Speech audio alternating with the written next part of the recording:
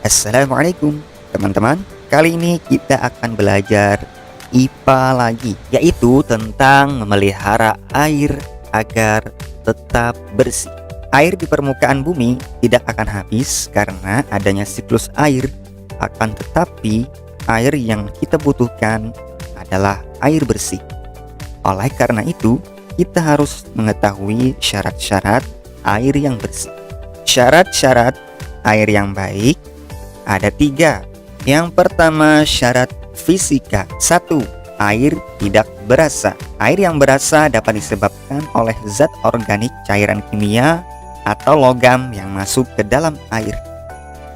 Yang kedua, air tidak berbau.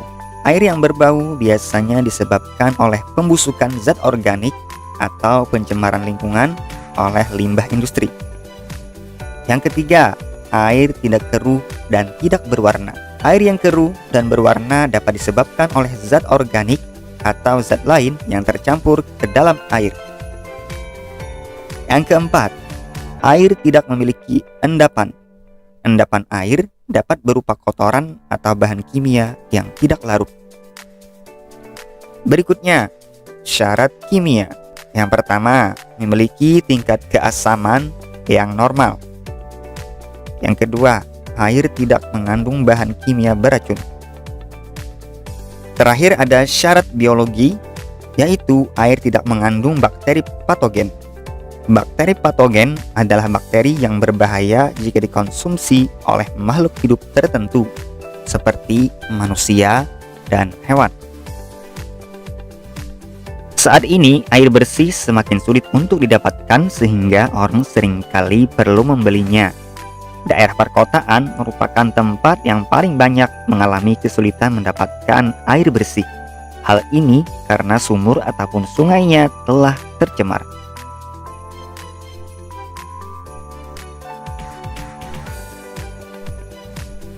Pencemaran biasanya disebabkan oleh limbah cair industri, sampah kemasan makanan atau minuman, sisa deterjen, dan pestisida.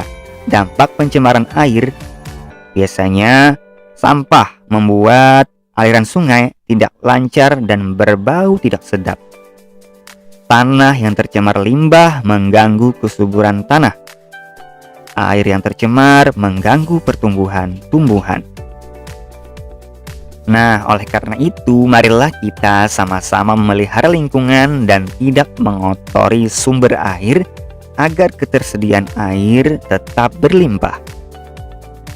Karena air itu pastinya sangat bermanfaat, kan?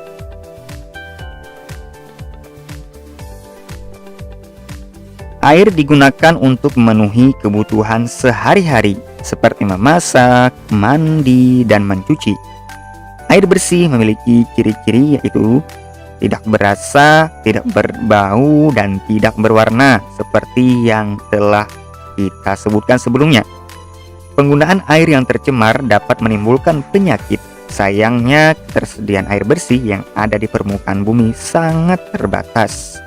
Oleh karena itu, kita harus memperhatikan hal-hal yang harus dilakukan dalam menjaga kualitas air dan cara memeliharanya, yaitu diantaranya seperti mencuci pakaian dengan air secukupnya, menggunakan air bekas mencuci beras atau sayuran untuk menyiram tanaman, dan menghemat air ketika mencuci kendaraan, dan lain-lain. Nah, silakan kalian bisa komen di kolom komentar apa saja cara untuk menghemat atau memelihara air lainnya. Teman-teman, selanjutnya kita akan belajar bahasa Indonesia. Nah, teman-teman, sebelumnya kalian sudah mempelajari cara menjelaskan peristiwa dari teks non-fiksi melalui peta pikiran atau peta konsep.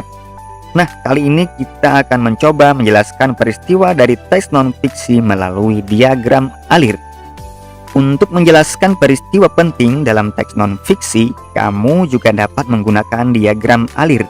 Isi kolom pada diagram alir dapat berupa ringkasan, adalah intisari sebuah teks. Saat menjelaskan peristiwa dari teks, kamu hanya perlu meringkas isi teks dengan cara mencatat informasi penting yang kamu temukan. Informasi penting tersebut biasanya disampaikan melalui gagasan pokok pada setiap paragraf. Dalam meringkas, urutan setiap peristiwa pada teks harus sesuai dengan isi teks sebenarnya. Setelah selesai meringkas, masukkan ringkasan tersebut ke dalam kolom-kolom yang sesuai dengan diagram alir.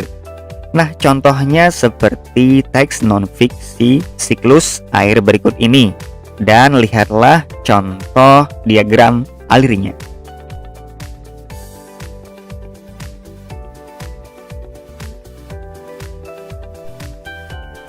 Iya, itulah tadi contoh diagram alir. Silahkan coba kalian buat dari teks yang kalian baca dengan diagram alir yang serupa.